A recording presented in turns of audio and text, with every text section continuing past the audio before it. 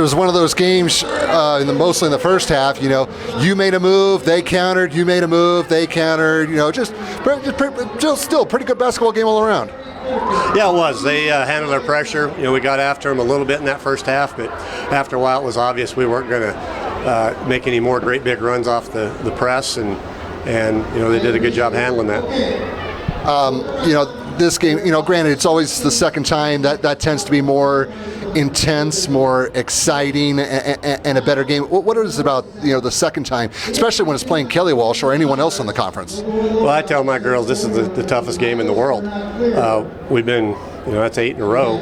We've been winning the Peach Basket for as long as these kids remember, and it's real easy for one team to come out loose and real hard for the other team. And my kids really have to stay focused. There's a lot of expectations that maybe aren't necessarily earned yet. We still have to step on the floor and make more baskets than they do, and I'm real proud of how they handled it. Another Peach Basket, another win, but it's always the second time around you face anybody. It tends to be better competition. You made your move, they made their move, back and forth, back and forth, back and forth, and that kind of makes it for a fun game, doesn't it? It does. It does make it for a fun game. I mean, especially when they cut that lead to 6. It was a tight game. You could feel it in the crowd, the emotions, everything. And I mean, that's a way closer, tighter game than the ones in previous years that I've played in. So, it's just a fun game to play and to be able to win. And now, you've been through this, all 4 years. You're in the last 5 years. Natrona has run the table in the regular season, 10-0 every year in conference play. You're halfway there to your 6th year as well. It probably doesn't get boring, but how do you keep challenging yourself through all these conference games and keep finding ways to win?